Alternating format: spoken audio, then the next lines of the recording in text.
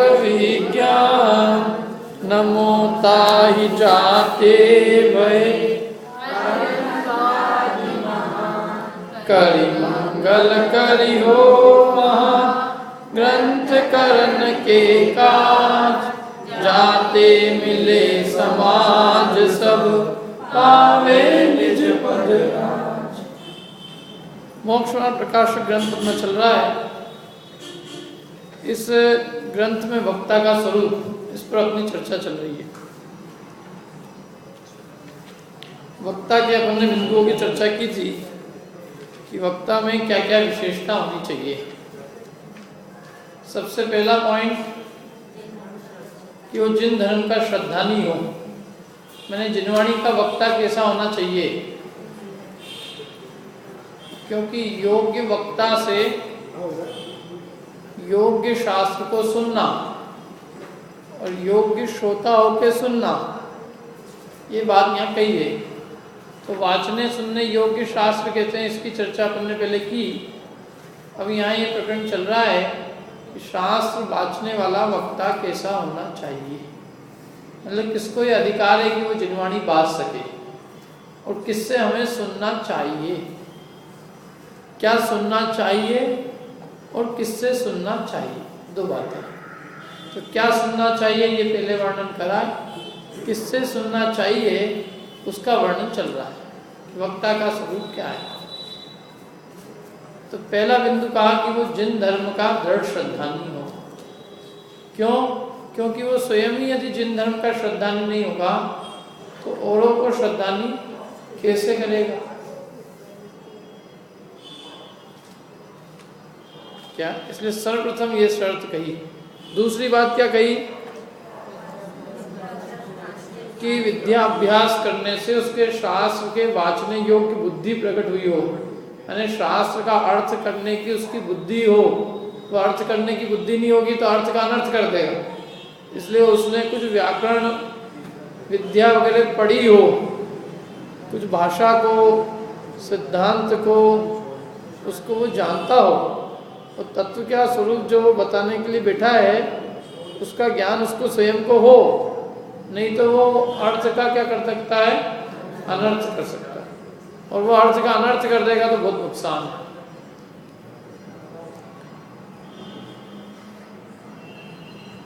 दूसरा, दो बातें हुई ना। तीसरी बात, व्यवहार निश्चय नए का अभिप्राय पहचानता हो। ये एक मिनट किताब दूसरी देना मेरे को, ये वाली दे देना। क्या है कि मेरे को मावा लाइन टू लाइन नीचे ऊपर नीचे कहाँ कौन सी दे रखी पन्ने याद है। तीसरी बात क्या कही कि वो जो है वो निश्चय व्याख्यान, निश्चय व्यवहार नए के स्वरूप का ज्ञाता हो, नयों के स्वरूप का ज्ञाता हो। यदि नयों के स्वरूप का ज्ञाता नहीं होगा तो जिनवाणी के मर्म को नहीं समझ सकेगा, क्योंकि जिनवाणी सब नयों की भाषा में लिखी है। कौन सी बात निश्चय ने से, कौन सी बात व्यवहार ने से, ये नहीं समझेगा। और सबको यदि वो निश्चय की बात समझेगा तो परस्पर में दो बातों में जब विरोध होगा उसको सही कैसे करेगा, विरोध जहाँ दिखेगा उसकी संगति कैसे बिठाएगा। क्या कहीं शुभ भाव का उपदेश दिया जाएगा और कहीं शुभ भाव को धर्म नहीं ये भी कहा जाएगा, तो वो दोनों बातों की संगति नहीं बिठा पाएगा यदि वो नहीं समझेगा। तो नहीं समझेगा तो बराबर समझेगा कि ये इस नए से कहा है, ये व्यवहार नए से कहा है और अशुभ से छुड़ाने की अपेक्षा उसके लिए शुभ भाव को कहा है, धर्म भी कहा है, लेकिन परमार्थ से तो शुद्ध भाव है वो धर्म है।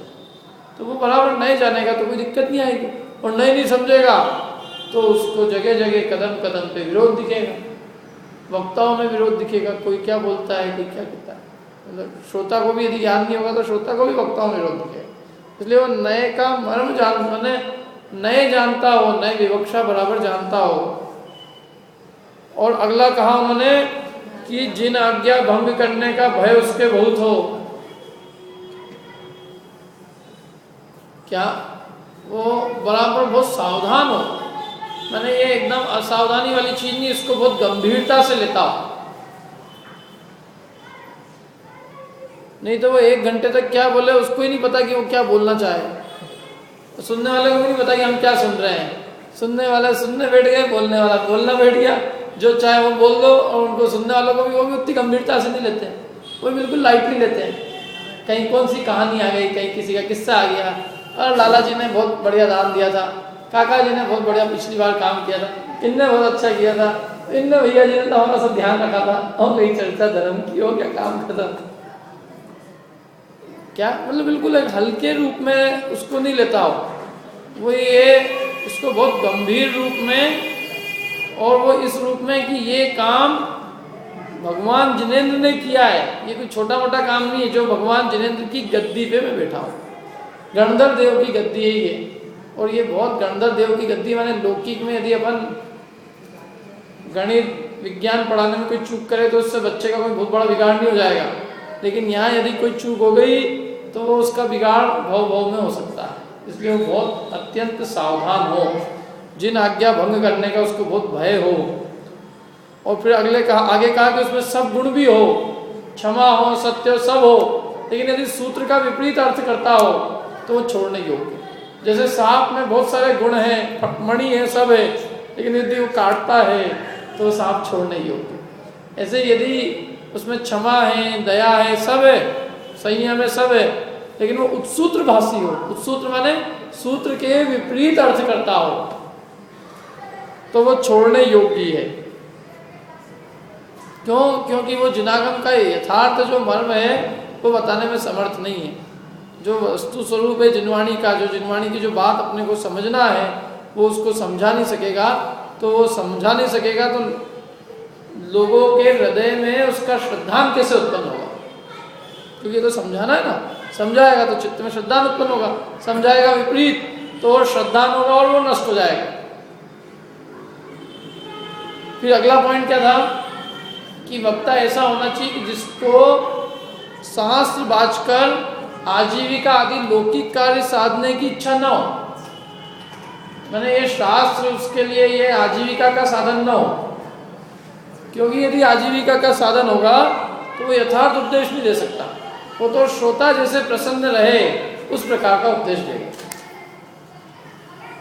दूसरी बात कि यदि उसको खुद को लौकिक आशा बनी हुई है तो श्रोता से भी हीन हो गया। क्या श्रोता तो उसको चाहे जैसा नचा सकता है कि ये तो क्या है, 2 रुपए के गुलाम है, तभी 2 रुपए पटको, जो बात पिलवानी हो पिलवा लो,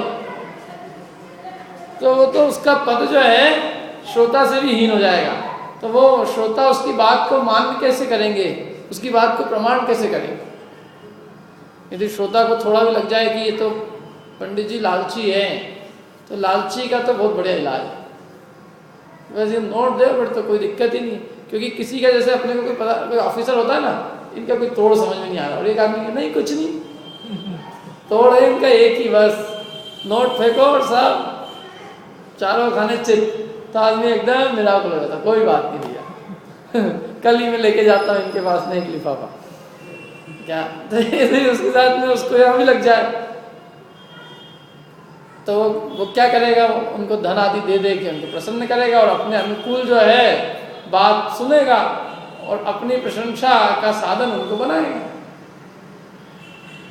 क्या मैंने वो जिनवाणी नहीं रहेगी, वो फिर किसी व्यक्ति विशेष की प्रशंसा का स्थल हो जाएगा। जो जो वहाँ दान देंगे उनकी प्रशंसा होगी, जिनवाणी एक तरफ रह जाएगी। समझ में नहीं? बहुत कितनी मतलब पंडित जी ने एक बात बिल्कुल निकाल के कही कि उसकी लौकिक कार्य उसके साधने की इच्छा नहीं हो, वो शास्त्र बाज के आजीविका नहीं कमाता, नहीं तो वो यथार्थ उपदेश नहीं दे सकता। श्रोताओं के अभिप्राय के अनुसार व्याख्यान करके अपना प्रयोजन साधने का साधन रहे। दूसरा आगे अगला पॉइंट क्या बताया था, तीव्र क्रोधी नहीं हो, बात बात को गुस्सा नहीं आ जाए उसको, जरा सा कोई प्रश्न करे ये क्या है, तुमको इतनी बार बताया फिर भी समझ में नहीं आता तो क्रोधी नहीं हो, मानी नहीं हो, घमंडी नहीं हो। घमंडी होगा तो कोई उल्टपटांग नहीं भी आता होगा तो अपना मान घट नहीं जाए, इसलिए जो बात नहीं भी आती होगी वही बता देगा। किसी ने कुछ पूछा नहीं भी पता है, लेकिन ये कैसे कहें कि हमें नहीं पता है, हमें तो सब पता है क्योंकि हम यहाँ बैठे हैं, सर्वज्ञ हैं हम साक्षात, हमें तो सबका ज्ञान है। इसलिए जो नहीं भी हो जिनवाणी में लिखी हुई वो भी अपनी मर्जी से बता देगा, तो बता दे तो उससे बहुत अनर्थ हो जाए, क्योंकि वो यदि वो वस्तु स्वरूप के विपरीत हो जाए तो उससे अनेक जीवों का बुरा हो, इसलिए तीव्र मानी नहीं हो। मायावी मायाचारी तो हो ही नहीं है, छली कपटी होगा तो लोगों की श्रद्धा ही खत्म हो जाएगी। इतना छल कपट बोले, इससे तो अपन अच्छे हैं। लालची होवे महा, तो भी उसकी लोक में निंदा होने लग जाएगी कि ये तो यही है, बस दुकान पे देखना इनका असली रूप। तो इसलिए क्रोधी, मानी, मायावी, लोभी नहीं हो, उनसे लोग डरते रहेंगे तो अपना हित कैसे करेंगे, क्रोधी होगा तो। दूसरा, वक्ता कैसा होना चाहिए, जो स्वयं में प्रश्न उठा उठा के उसका उत्तर दे, खुद ही प्रश्न उठाए। श्रोताओं के प्रश्न उठाने के पहले वो प्रश्न स्वयं उठाए और उसका उत्तर दे, फिर स्वयं प्रश्न उठाए और उत्तर दे। यही शैली पंडित जी ने अपने शास्त्र में भी रखी है। पंडित जी शंका समाधान, पूरा शास्त्र लिख दिया उन्होंने, शंका समाधान। यदि कोई ऐसा कहे तो, यदि कोई ऐसा कहे तो, यदि कोई ऐसा कहे। बहुत जैसे पंडित जी की जो भाषा शैली है, वो जैसे अपने से बात कर रहे हो, ऐसा नहीं लगता कोई उपदेश दे रहे हो, प्रवचन दे रहे हो, मानो वो अपने से बात कर रहे हो। बात करते करते इसने शंका उठाया, उसका समाधान किया, समाधान से फिर प्रश्न उत्पन्न हुआ, फिर उसका समाधान किया, ऐसे करते करते वो ग्रंथ पूरा कर देता और सब सिद्धांत बताए जाते हैं। और मिष्ट वचन द्वारा जिस प्रकार उनका संदेह हो उस प्रकार समाधान करे। अन्य जीव अनेक बार बहुत प्रश्न भी करे तो भी मीठे वचनों से उनका समाधान करे, माने उसकी भाषा में मिठास हो, कटुकता, कठोरपना नहीं हो, और कितने ही प्रश्न भी हो तो भी उनका संदेह बराबर करे। अपने यहाँ तो क्या है, अपने यहाँ पे एक बड़ी विचित्रता है कि अपने प्रवचन होते हैं। वास्तव में क्या होता है ये, इसकी जो व्यवस्थित विधि मैंने यहाँ तो अपने हिंदुस्तान में तो नहीं देखी, लेकिन वहाँ अमेरिका में प्रवचन जो है, जैसे 1 घंटे का समझ लो टाइम है, तो 1 घंटे का प्रवचन नहीं होगा, प्रवचन होगा 45 मिनट का, 40 मिनट, 45 मिनट, 40 मिनट का क्वेश्चन, 40 मिनट का होता है प्रवचन, और 20 मिनट को रखते हैं क्वेश्चन आंसर, ऐसे रिजर्व रखते हैं 20 मिनट का। किसी को भी उस संबंध में कोई प्रश्न तो पूछ ले। अपने यहाँ तो वो तो श्रोता, अपने यहाँ तो श्रोता इतने गंभीर ही नहीं है ना, वक्ता भी गंभीर नहीं है, न वक्ता तैयारी करके आता है, न श्रोता तैयारी करके आता है, इसलिए किसी का हित नहीं होता। बड़ी बड़ी सभाएं भी है, और सभा में जो गया जो बैठा है उसको भी नहीं पता कि मेरे को बोलना क्या है यहाँ पर। इधर की ईट, इधर की रोड़ा, कहीं की ईट, कहीं का रोड़ा, भानुमती का कुनबाजी, ऐसी स्थिति होती है। और वो उसका कारण क्या मालूम, क्योंकि वो जिनवाणी लेके नहीं बैठते, या कोई विषय ले लें, जिनवाणी नहीं ली तो चलो कोई विषय होवे, उस विषय से बंध के बात बता दो तो ठीक है, नहीं विषय से बंध है तो कोई बात नहीं, एक जिनवाणी ले लो, कम से कम जिनवाणी की बात तो आएगी बाहर। न जिनवाणी है, न विषय है, न कुछ नहीं है, बिल्कुल। उससे लोगों का फिर रुझान, सुनने का रुझान कम हो जाता है। एक बार रुझान कम हुआ तो लोगों को लगता है तो अपने तो बस की बात नहीं हुई, अपने समझ में नहीं आती क्या कह रहे हैं, क्या नहीं कह रहे। लौकिक के अंदर आदमी फिजिक्स पढ़ाने जाता है, तैयारी करके जाता है, करता है कि नहीं करता, कि बस क्या पढ़ाना बेटा, फिजिक्स, कौन सा चैप्टर, अच्छा ये वाला चैप्टर, ये तो आज मैं खुद ही पढ़ के नहीं आया क्या। अथवा ऊट पटांग पढ़ा है और कोई बच्चा पढ़ा हुआ हो तो वो बच्चे उसको वहाँ क्लास में वो 1 घंटे वो उसको पढ़ाना मुश्किल हो जाता है। हम लोग पढ़ते थे वहाँ इंजीनियरिंग कॉलेज में, तो हमारे साथ का एक लड़का था, वो होशियार था, तो वो कोई टीचर की ताकत नहीं होती थी उसके सामने टिक जाए। टीचर ने जहाँ उल्टा पुल्टा पढ़ाया तो एक आध क्वेश्चन निकाल के पूछा था, सर इसका जवाब क्या है वो सर ऐसे घूमते थे कि वो 1 घंटे तक सोचते रह जाए। तो वो व्यक्ति जो है, वो व्यक्ति मतलब वो पढ़ने वाले ही उसको सरेंडर कर देते।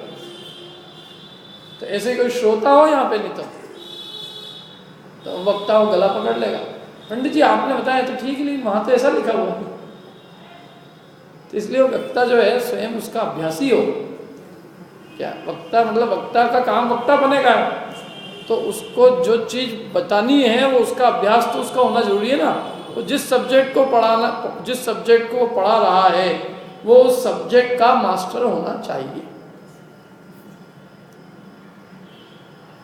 उसके जीवन का अनुभव क्या है वहाँ कुछ मतलब नहीं है, वो तो वो जो चीज़ पढ़ानी है वो पढ़ाने में बराबर सही है कि नहीं है, वो बस इतना मतलब है अपने को। लोग बातें करते हैं ना अनेक प्रकार की, इसकी क्या जरूरत है, उसकी क्या जरूरत है। मैं कहती जिनवाणी नहीं पढ़ेगा तो जिनवाणी पढ़ा कैसे सकेगा, ये कोई बचपन से सीख के तो ही नहीं आया कोई व्यक्ति। लौकिक कोई पढ़ाई पढ़े बिना कोई टीचर बन जाता है? एक धर्म का ही क्षेत्र ऐसा है कि जिसमें बिना पढ़ाई के भी कोई भी उपदेश दे सकता है। उसमें जरूरत क्या है? बस एक चीज चेंज करने की जरूरत है, कपड़े चेंज करने की जरूरत, वो सबसे पहले जरूरत है। वो हो जाए तो उसके बाद में कोई दिक्कत नहीं है, सारी क्वालिफिकेशन कोई नहीं पूछने वाला। बाकी के अंदर तो कोई कितना ही हो, क्वालिफिकेशन पूछेगा पहले कि भाई आपने क्या क्या पढ़ाई की है, आपकी एजुकेशन क्या है। मैं इलाज करूँगा तो पहले एमडी से करूँगा, कम से कम एमडी होना चाहिए, एमबीबीएस होना चाहिए कि नहीं मैंने ऐसे सब जानता हूँ, मैं डॉक्टरों के साथ बहुत रहा हूँ, एक्सपीरियंस है मेरा, अनुभव, लेकिन हूँ मैं कंपाउंडर। तो कंपाउंडर तेरे से इलाज कराएंगे हम क्या? कुछ नहीं, उसमें करना क्या, एक पेट को चीरा लगाना है, फिर एक सुई लगाना है, एक केची से इधर से उधर, इधर से उधर, सिलना ही तो है, पेट ही तो सिलना है। कपड़े भी मैंने बहुत सिले हुए, पेट सिल दूंगा तुम्हारा। आदमी ऐसे उल्टा पैर भागेगा बेचारा कि क्या करेगा भैया। तो इसलिए वो कहा पंडित जी ने कि वो जो है वो उत्तर बराबर वो उसका मिष्ट वचनों द्वारा उसका उत्तर देने में समर्थ हो और वो उस विषय का स्वयं क्या हो, जानकार हो। दूसरा क्या है, अनेक अनिति रूप लौकिक निंद कार्यों की प्रवृत्ति न हो। माने लोक में जो निंद कार्य माने जाते हैं अनिति रूप है, ऐसे कार्यों की प्रवृत्ति उसके जीवन में न हो। ऐसे धंधे नहीं हो जो हिंसात्मक हो, जिसमें महापाप हो, जुआ, सट्टा, चोरी, बाजारी, मिलावट, काला बाजारी, स्टॉक, क्या रिश्वत लेना देना, शराब मतलब शराब बांटना, मतलब स्टॉक मार्केटिंग मैंने दूसरी चीज कही थी, स्टॉक कर लेते ना लोग चीजों का। अरे जमाखोरी करते हैं कि नहीं, जैसे शक्कर जमा कर ली, वो भी स्टॉक किया कि नहीं उसने जमा। मैं तो उस स्टॉक की कह रहा था, आप स्टॉक मार्केट में भी चले गए। हाँ वो भी उसी वो सट्टे में ही आएगा ना, जो जुआ है सट्टा है जो, वो सब उसी के अंदर जाएगा। जुआ ही है ना वो भी एक प्रकार का। यदि उससे 1 से 10 करने हैं तो वो जुआ ही है। और यदि ये है कि नहीं मेरा पैसा मैंने जो है इन्फ्लेशन को मैच करने के लिए 10-15 साल के लिए कहीं लगाया और देखने अभी उपयोग भी नहीं है उसकी तरफ, तो समझ में आया। लेकिन उसको तो वही उसकी आजीविका का साधन है, तो वो जुआ ही एक तरह से। लोग करते ना इन्फ्लेशन मैच करने के लिए, इधर से कहीं इधर डाला, थोड़ा इधर डाल दिया, थोड़ा, और वो विकल्प भी नहीं उसका। हाँ, कोई ने सोना भी खरीद लिया थोड़ा सा, उसमें रियल एस्टेट में डाल दिया, तो वो लॉन्ग टर्म इन्वेस्टमेंट प्लानिंग की, वो एक अलग चीज़ है, वो तो वही बताते। लेकिन ये कोई प्लानिंग तो वो तो है नहीं, होती नहीं, वो तो बस ये बढ़ रहा है खरीद लिया, ये घट रहा है बेच दिया, ये कर दिया। तो उसमें विकल्प देखो क्या है, वो विकल्प यदि इसमें उलझा रहेगा तो वो आगम कब पड़ेगा। दिमाग तो उतना ही एक ही है, ये दिमाग वहाँ लग जाए या यहाँ लग जाए। यदि दिमाग उसमें उलझ के रह गया तो वो इसको पढ़ ही नहीं पाएगा, इसको पढ़ेगा नहीं तो इसका अर्थ कैसे निकाल पाएगा, और अर्थ स्वयं नहीं निकाल पाएगा तो दूसरों को कैसे बता पाएगा। दिमाग फ्री होना बहुत जरूरी। एक आदमी ने बहुत समय पहले एक प्रश्न किया एक पंडित जी से, पंडित जी वो बिस्कुट का धंधा करने वाले जो है वो जिनवाणी पढ़ सकते हैं कि नहीं, उनको सम्यक दर्शन हो सकता है कि नहीं, धर्म हो सकता है। तो पंडित जी ने कहा क्यों, बिस्कुट में क्या दिक्कत है, बिस्कुट पार्ले के बिस्कुट मत करो, घर के अंदर बनाओ बिस्कुट, उसमें कर सकते धंधा। तो एक आदमी ने कहा नहीं बिस्कुट नहीं, वो वाले बिस्कुट नहीं, सोने के बिस्कुट। तो उस समय सोने के बिस्कुट मतलब सोना खरीदने बेचने पे गवर्नमेंट ने रोक लगा रखी। तो फिर उनको बताया कि रोक लगा रखी गवर्नमेंट ने, और ये तो उस आदमी का तर्क था कि इसमें क्या है, गवर्नमेंट ने नियम बना दिया तो उससे क्या है, मैं मुंबई से लेके आता हूँ और यहाँ बेचता हूँ। तो उसका जवाब जो उन्होंने दिया था कि भाई तुम लेके आते हो, ट्रेन में रहते हो, तो उतने समय तुम्हारे जो परिणाम रहते हैं वो धर्म में लगते हैं। तुम वहाँ बैठ के जिनवाणी पढ़ो, तुम्हारा चित्त उसमें लगेगा, इधर से देखोगे हर आते जाते को कोई पुलिस वाला नहीं हो, कोई पुलिस वाला नहीं हो, क्या पूरे समय चित्त में क्या बसा हुआ है, वो सोने की चिंता, सोने के लिए कोई आ नहीं जाए, कोई पकड़ नहीं ले, कोई धरा नहीं जाए, कैसे भी कर करके पूरा ट्रेन का एक एक समय तुम्हारा एक एक साल जैसा बीतता है, और कैसे भी करके वहाँ लाते हो तो चित्त में इतनी आकुलता है तो इसमें धर्म का प्रवेश करे। सवाल ये नहीं कि गवर्नमेंट की नीति का उल्लंघन कर रहे हो, बात ये कि तुम्हारा चित्त तो उस अनीति के अंदर उलझ के रह गया ना, और चित्त उलझ गया इसलिए वो अनीति का निषेध करते हैं, अन्याय का निषेध करते हैं। राजा के रूल यदि तोड़ोगे तो तुम्हें भय तो बना रहेगा, और भयभीत व्यक्ति धर्म सुनने का पात्र नहीं। धर्म सुनने का पात्र तो वो होता है जो बिल्कुल निर्भीक, निर्भय, निर्विकल्प होता है, जिसके चित्त में पहले से बहुत सारी आकुलताएं, बहुत सारे विकल्प चल रहे हो, तो उसमें ये जिनवाणी की सीधी सरल बात प्रवेश करना मुश्किल है। तलवार होती है, तलवार टेढ़ी मेढ़ी होती है, उसमें तलवार नहीं, म्यान टेढ़ी मेढ़ी होती है, उसमें सीधी तलवार घुस सकती है। ऐसे जिनेंद्र भगवान का सरल सीधा धर्म वो टेढ़े मेढ़े हृदय में प्रवेश नहीं करता, उसके लिए चित्त जो है वो सरल होना चाहिए। और आगे क्या कहा उन्होंने, तो लौकिक कार्य, लोकनिंद कार्य करना चाहिए। इधर लोकनिंद कार्य बहुत सारे, धंधा भी उसका ऐसा होना चाहिए जिसमें हिंसा नहीं होती हो, नहीं तो बहुत सारे ऐसे उटपटांग धंधे हो तो वो कोई भी कुछ कह सकता है। मतलब वो यही कहा उन्होंने पंडित जी ने कि वो सभा में हास्य का, वो लोकनिंद कार्य से वो हास्य का स्थान हो जाए, तो उसका वचन कौन प्रमाण करे? क्या कोई उंगली उठा दे ना उसके ऊपर, इनका धंधा तो ऐसा है।